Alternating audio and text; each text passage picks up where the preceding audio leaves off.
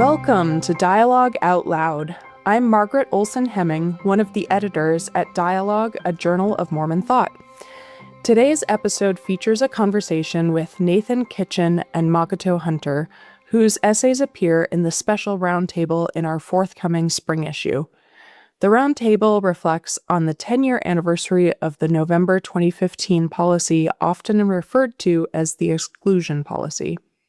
In that moment, the policy reshaped how many Latter-day Saints understood belonging, family, and participation in church life, particularly for LGBTQ members and their loved ones. A decade later, we're still living with its effects, even after its reversal.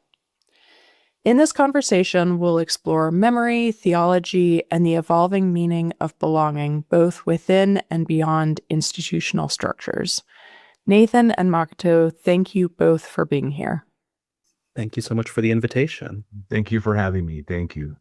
So I want to talk a little bit about the pieces that you each contributed to this roundtable, which was half a dozen people responding to this 10-year anniversary. Nathan, why don't we start with you, and you can describe what you wrote and how you decided to choose this perspective on this anniversary date. Oh, sure. As I begin in my essay, I was really just very knee deep in the exclusion policy in the queer Mormon advocacy world, in my work with affirmation, both when it happened and then as it continued to linger on for, a good 3.5 years. And by the time it was rescinded, I was actually president of affirmation. And so I kind of wear three hats when I think about the exclusion policy, especially after this 10-year period. Enough time has passed that I can put on maybe a historian hat and start to really assign meaning to, what did it all mean? But I also really am a primary source because I lived it as a gay father of 5 children when the exclusion policy came down. I was square in the target of what was happening. And on top of that, I also, was a leader in the queer Latter-day Saint intersection within affirmation, eventually, of course, being its president. So, I wear 3 hats as I kind of think back to what this time was like. And having been involved in affirmation, I've kind of been able to see, affirmation is almost 50 years old. So I've been able to see kind of like the wide swath of what queer Latter-day Saints have been thinking about and doing ever really since the rise of the modern church in the 50s and 60s until now. And so it really helped me put on kind of a context of what was happening with the exclusion policy. And I really feel like it was something important to say and to tell, because I would love to be able to say and tell how the things that I felt and not have to leave it for our future historians to kind of parse together what I may or may not have been feeling. So thank you for giving me this opportunity to be able to really bare my soul. I know I did some of that in my book, The Vows of Love, and that was a very personal point of view of how I intersected with the exclusion policy, me and my children. But this allowed me to give, maybe a 30,000-foot view of how it just really affected us as a collective queer community at this time. Yeah. So valuable to have your perspective as someone who was right in that community and saw the before and the after. So yeah, thank you for that contribution. Makoto, you have a very different perspective, and your essay took me completely by surprise in the most beautiful way. Could you share, the approach that you took and how you decided to get there? Yeah, first, that's really very kind. I don't know how obvious it is that I'm trying not to grin too much. But yeah, so while Nathan, felt squarely within the target of the exclusion policy, really experienced it as it happened, I ended up writing about how I kind of didn't experience it. In 2015, I was what a lot of people would call today an egg. I didn't even think of myself as being transgender.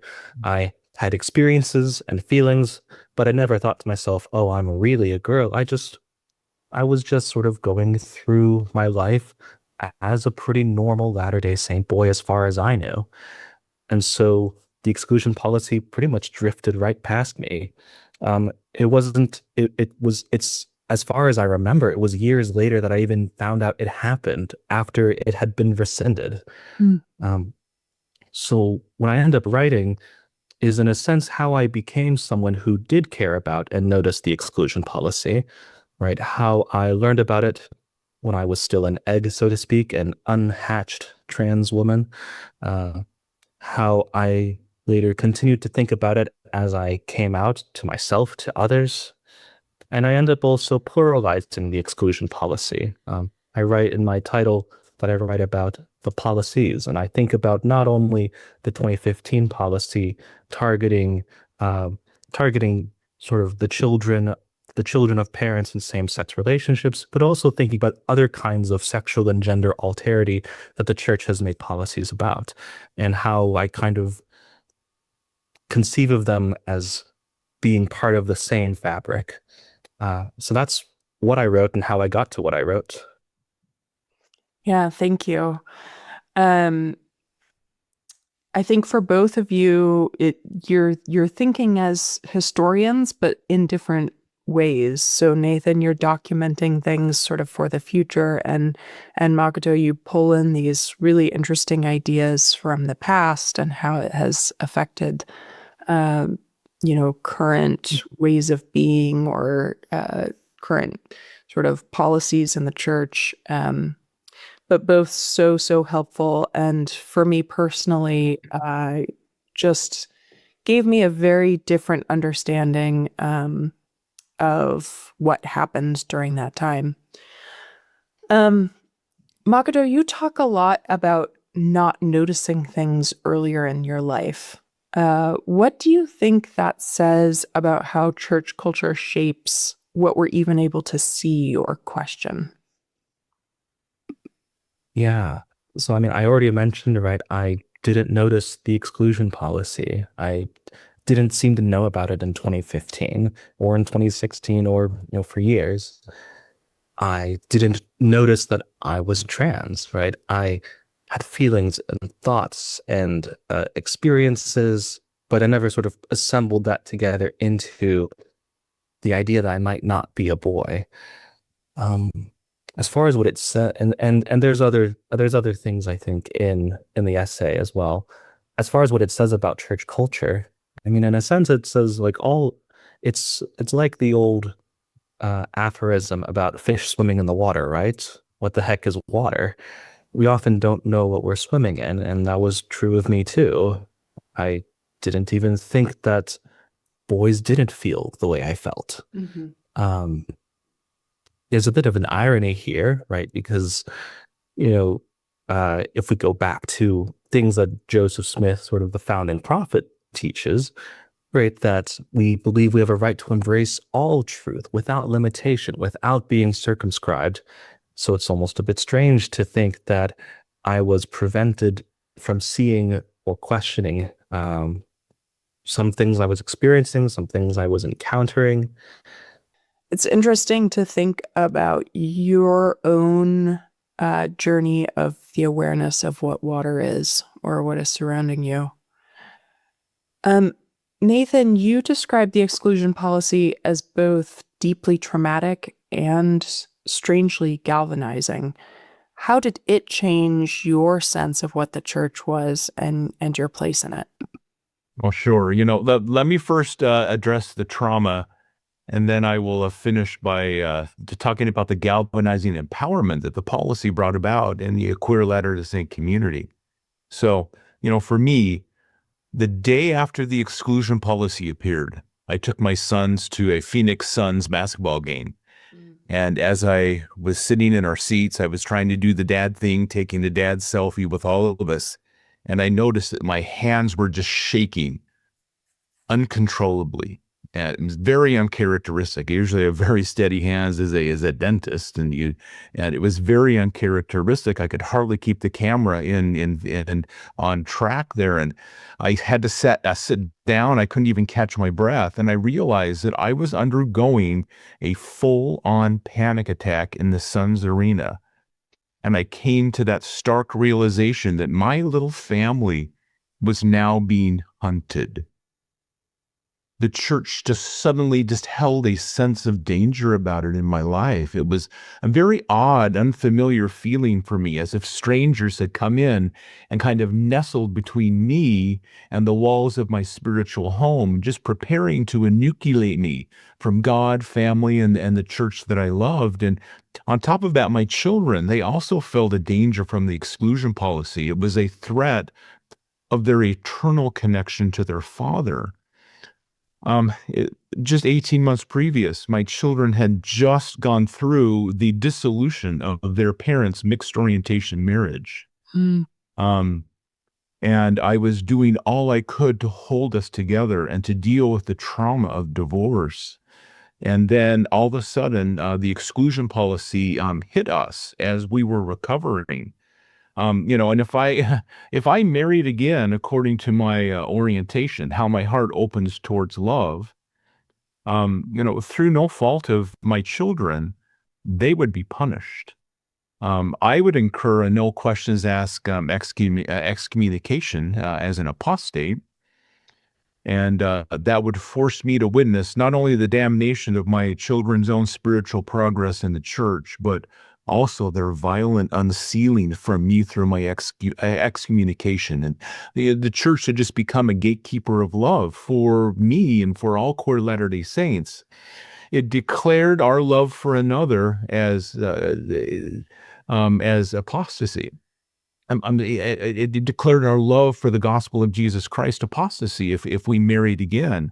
Mhm. So as I yearned for remarriage, the church it stood between me and the love of my children. It was almost making me asking me to make a choice between the love and testimony I had of the church and the love I dearly had, eternal love for my children.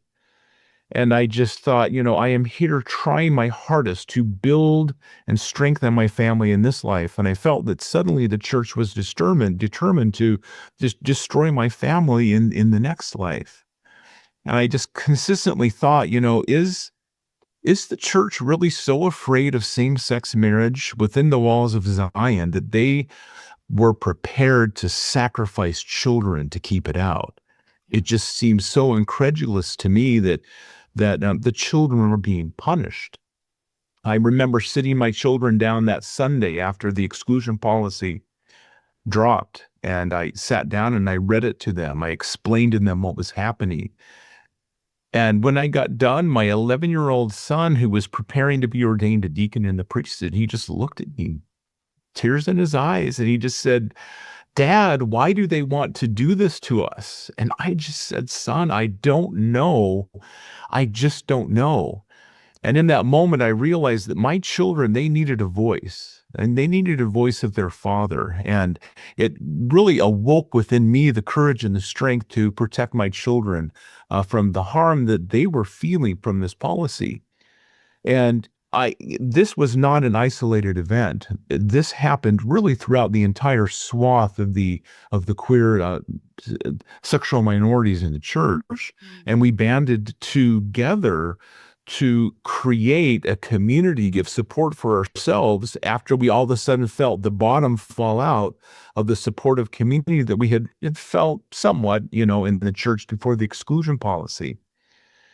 And I think in my essay, I said we were just shouting as loudly as we could affirmations into this queer Latter-day Saint intersection. That was the only way we could broadcast supportive community. We were providing suicide prevention care. We were literally telling parents just to wait and things are better. We are here for you. It was a moment that I realized the extreme importance of building supportive community for ourselves as gender and sexual minorities in the church. Oftentimes, if we don't do it for ourselves, then no one's going to do it for us. Wow. Well, thank you. Well, thank you for sharing that. It's very vulnerable and just shattering time. It breaks my heart to hear that story about yourself with your kids at the game, and then your 11-year-old's response.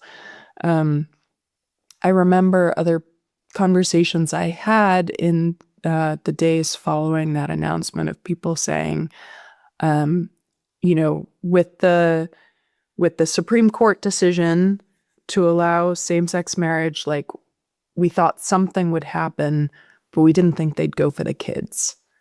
And yeah, that was the part that was really the gut punch, I think. But I remember, usually apostles, no matter the dispensation, even in Jesus's time, the apostles tried to keep the children away from him. So, it's something that we see through the dispensations that we have to work on to be better as humans, I think. Mm-hmm. Mm-hmm. Yeah. Yeah, absolutely.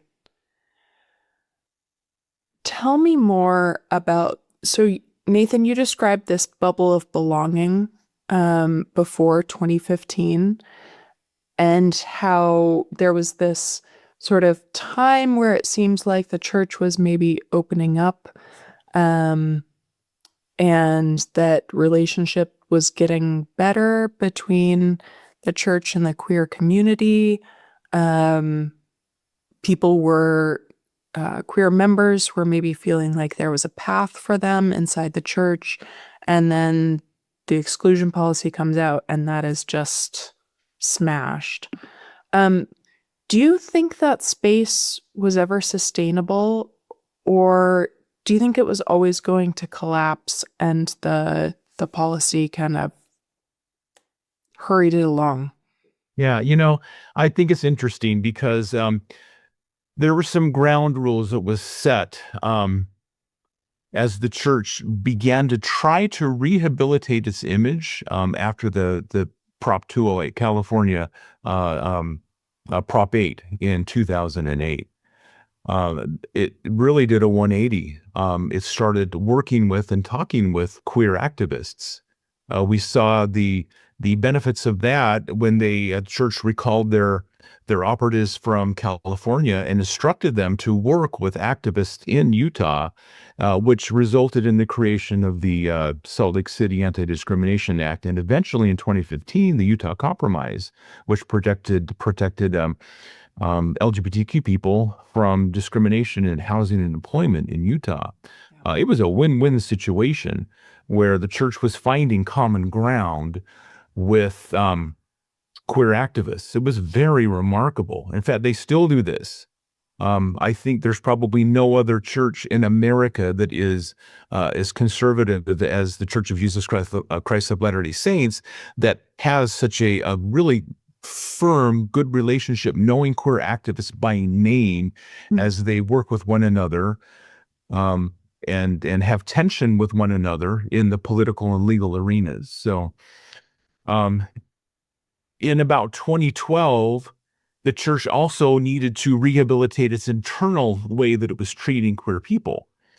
And it had to do this because the members were starting to revolt. I mean, they were not happy to have queer politics in the pews, right? It's not a good thing for them. And there was a great deal of members who just were tired of how the queer children of God were being treated within the church. They needed and wanted change. And that happened. In December of 2012, the Mormon and Gay website was revealed. And we heard, there were video messages. There was, it was a remarkable, we were hearing for the first time that we were wanted and that we belonged, and the church was asking queer people to stay in the church. And this was in 2012.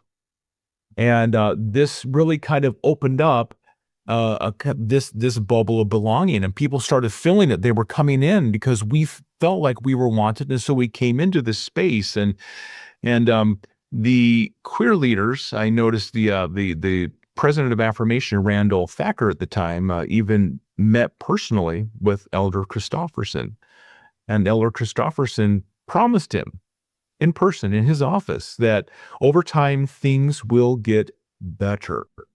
Hmm. And this really inspired this hope that things would get better. And as we in the Latter-day Saint community saw the church working with and making things better in the outside political arena, when the legal system compromising, finding common ground, we started following the same rules. Dialogue began with the church. It was remarkable. There had never been dialogue with the church's internal queer population before. Affirmation was talking with the church. So many organizations were coming up on their own, really fulfilling the Doctrine and Covenants, section that talks about, God wants us to be anxiously engaged in all good causes. So many people were anxiously engaged in building, in knitting queer people into the fabric of the restoration. And it seemed like the church was tolerating what was happening. And it all was happening because there was an assumption of a good faith relationship. So if there was this good faith relationship, meaning that the assumption that this was a space that would hold that very vulnerable area of continuing revelation, change, moving forward, evolving, together, the bubble could have continued. Yeah. But in actuality, queer Latter-day Saints don't exist on common ground like our queer activists do. We exist on church ground. And on church ground, there is no negotiation. There's no synodality here. There was no discussions like equals. We were just being held there, told that we belonged, but there would really be no change. And so there was still a great power differential in this relationship. And so, and we found that out on November the 5th, 2015. Yeah. One arm of the church was talking about us belonging. We were actually talking with that arm of the church. There was another arm of the church that was working actively for our exclusion. And so when the exclusion policy happened, the bottom just fell out of that. So in the way that we now realize that relationship it wasn't a healthy relationship. It wasn't a relationship of equals. And so that could not have continued at that point. So yeah, it was destined to go. And I, believe the church felt very vulnerable, maybe even legally vulnerable once Obergefell fell.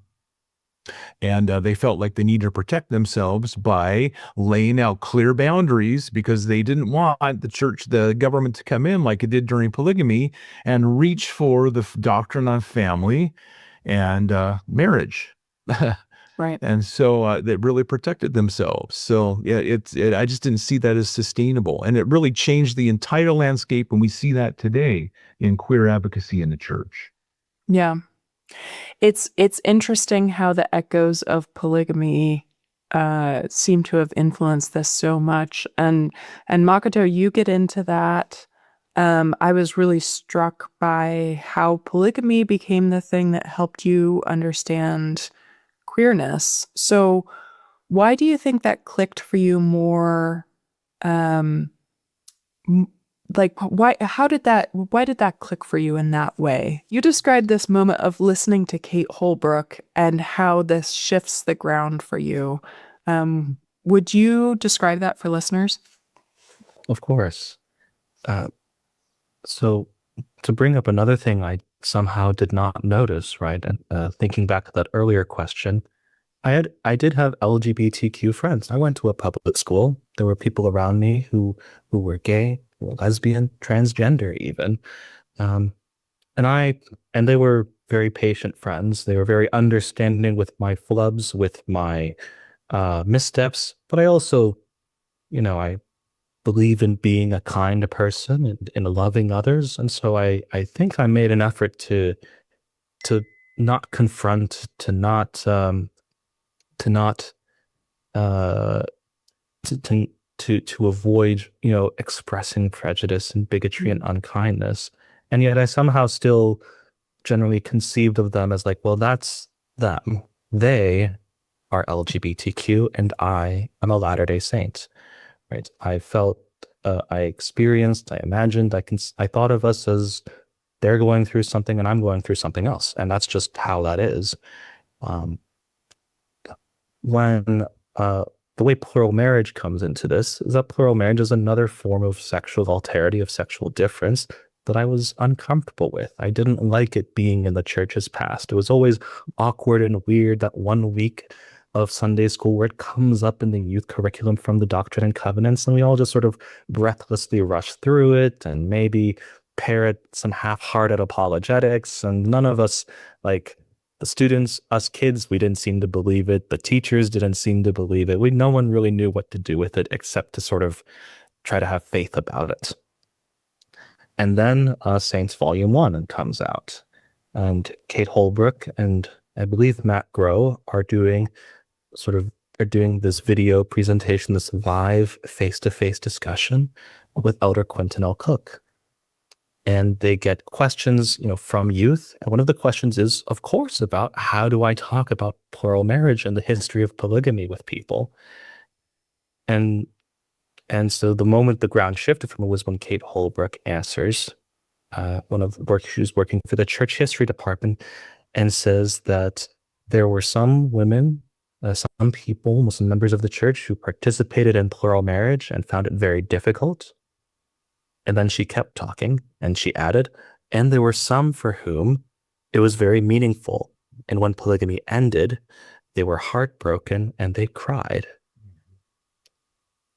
Why did, and that somehow shifted the ground. Why did that click when other things didn't? My best sense of it is that, suddenly the call was coming from inside the house now, right? These were not, neighbors to whom I should, be polite and loving and kind, but who were experiencing something different. Now I was hearing like, wait, this was an example of faith you're selling me. This was not just an example of faith, but of something they appreciated and valued. That this experience wasn't some wrong thing that is a grand mystery in our past, but rather it was the way I put it in the essay was that it had not occurred to me it was possible to want to not be straight, to not be normal, right? Not to say that being in a plural marriage is the same as being gay or being trans, but it's not the same as being monogamous. Yeah. It's not the same as being quote unquote normal. And now that I was seeing like, wait, these are people I should look up to. These are people being, you get volume 2 and you get all these different plural wives as, leading characters in the book. People who whose examples of faith are like being sort of being presented as something to admire. And the more I saw them, the more I thought about me. And does that mean that feeling different, experiencing desires, experiencing feelings and senses of myself that apparently are different from what other people feel, it suddenly made that seem not a thing to be held outside of me, but maybe that is actually part of me. And the one other way I think it makes it click is that thinking of polygamy through the idea of queerness, it made these two different puzzles. Like, why is the church have this policy about queerness when that, seems to hurt people we care about?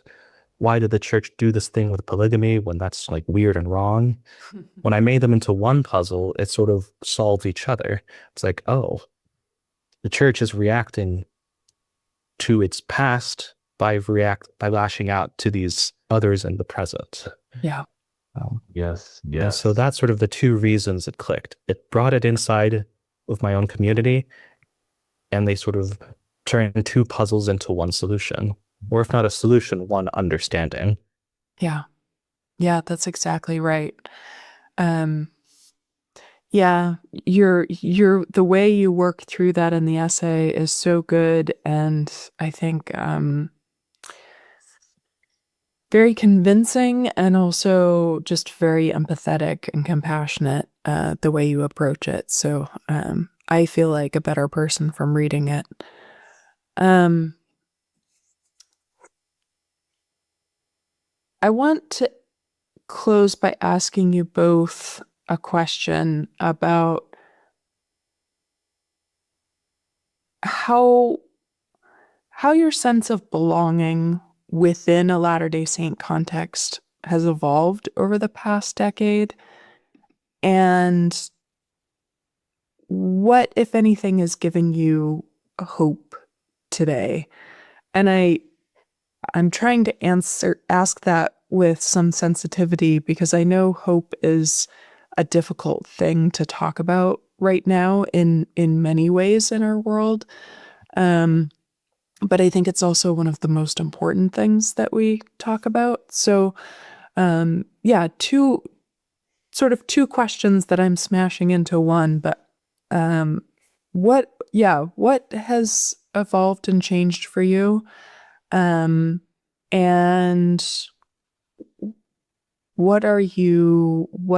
what's anchoring you to hope today?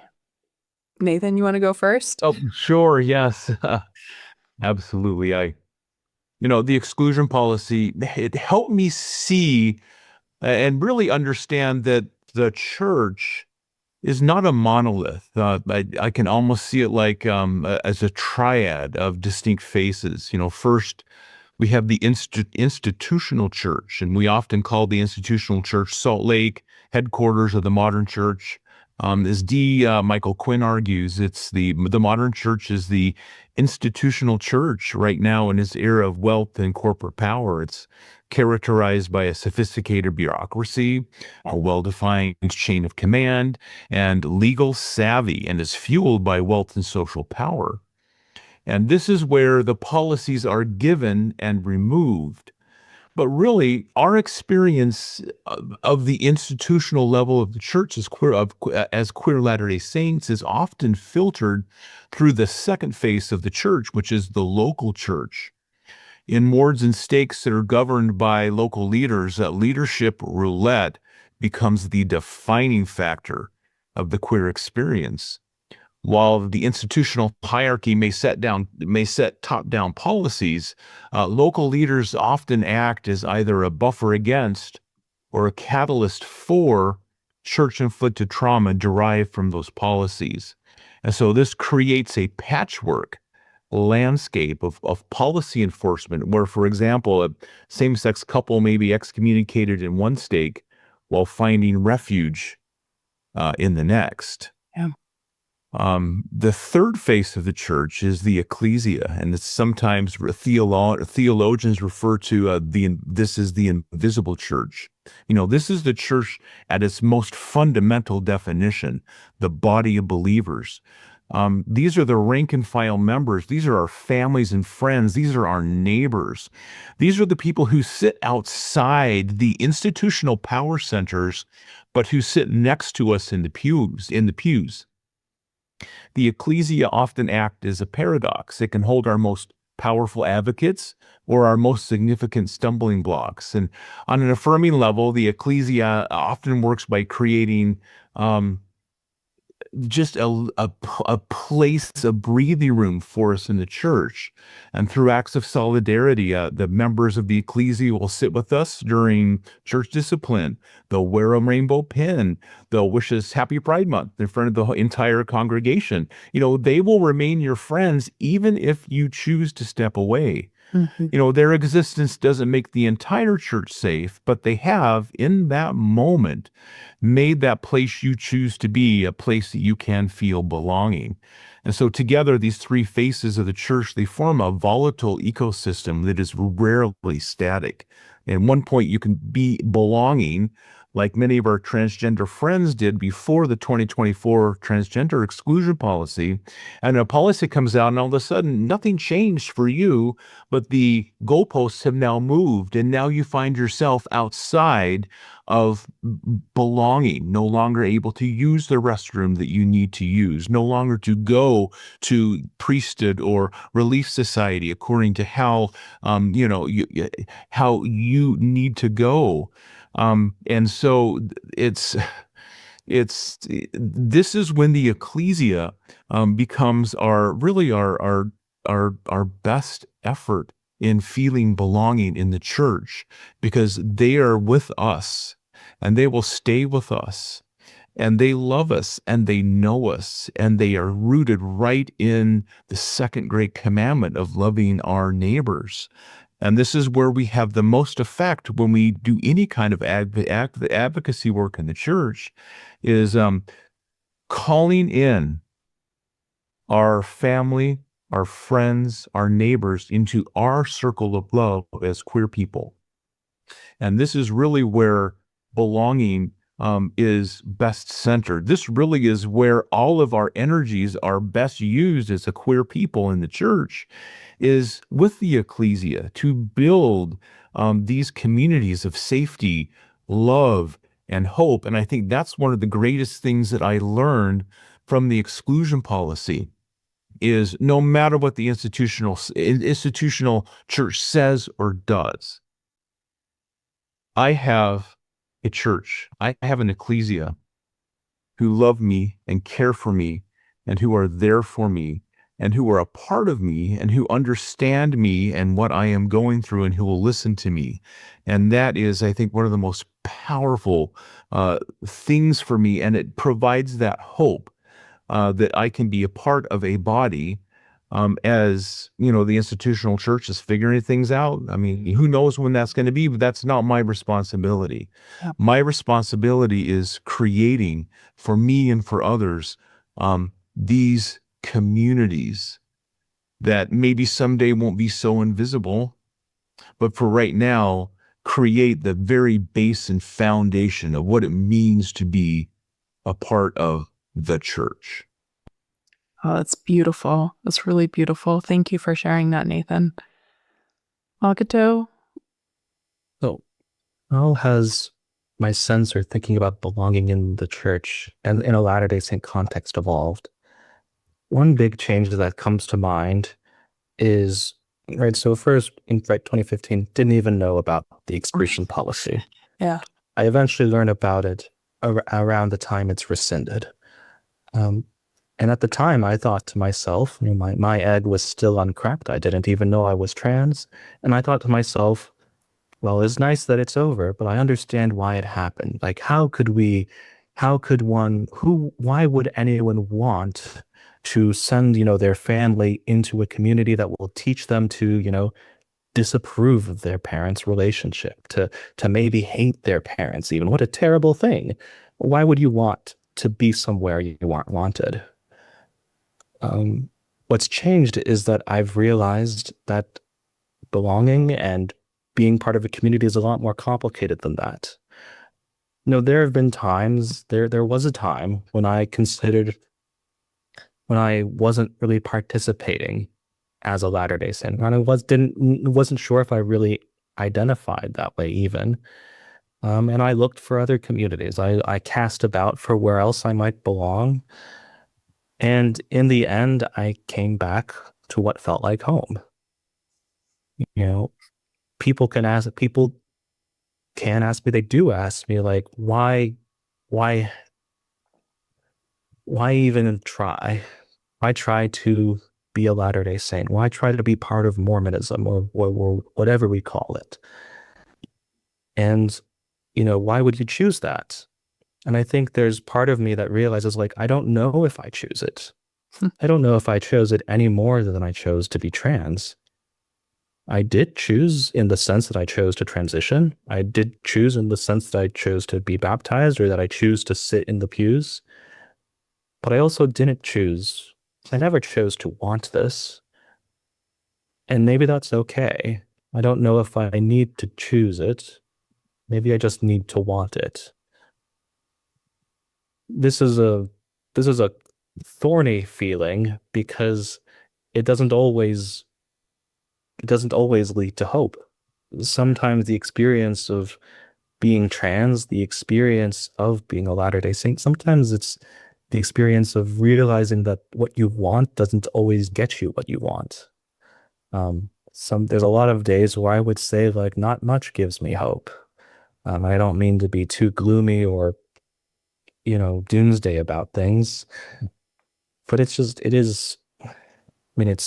part of it. It's part of the experience. But still, I get up every day, I wake up and I do things. I guess the two things that give hope are, one, that I've survived so far. And that's what I would say to a lot of people, right? You've survived so far and you don't know that you won't make it through another day. And that can be really discouraging sometimes, but it can also, be clarifying. In a brighter note, though, much like what Nathan said, it's when we create community, it's when we, have that invisible church, that also is where there's a lot of hope. I think some of the most interesting advice I got was that, as tempting as it is to try to, seize the means of production, so to speak, not to necessarily use it in a Marxian sense, but like, as tempting as it is to get on that committee, to get in that decision room, to be that president, as tempting as it is, it's a very self-destructive process. You end up compromising and burning yourself up in the effort to gain control of an institution that isn't in your control. Maybe we do need a bit of that fighting, but what we need more immediately are places of rest outside of that, to build communities of our own, institutions of our own, and eventually we'll come back to the table and hash things out and build a different relationship. But until then, we need to have a room of our own. And those rooms are out there and they can be made. Yeah. There's places like Affirmation, there's other organizations, there's even smaller groups, there's friendships, there's, yeah. So it's possible to make a community, and eventually the church will walk over and ask, hey, that seems to be working out. And you get in there too. Yeah. Oh, that's so beautiful. I'm really brought to tears by both of you. Both of these essays are so important, really powerful, really moving. It was an honor to read them. It's been an honor to speak to both of you today. I feel heartened by speaking to you. So thank you both. I really appreciate your willingness to share. Likewise. Thanks so much for inviting us. And it means a lot to be able to share all this. It does. To have a platform to be able to speak our truths is just really wonderful. It's part of our supportive community. Yeah. And speaking with you has made clear how important that is. So thank you, Nathan and Makoto, for your honesty and care in this conversation and for the work you've contributed to the roundtable. You can read both of these essays in the spring issue of Dialogue, a Journal of Mormon Thought, in the roundtable marking 10 years since the 2015 policy. As always, thank you for listening to Dialogue Out Loud. If this conversation resonated with you, we invite you to read, reflect, and continue the conversation in your own communities. Until next time.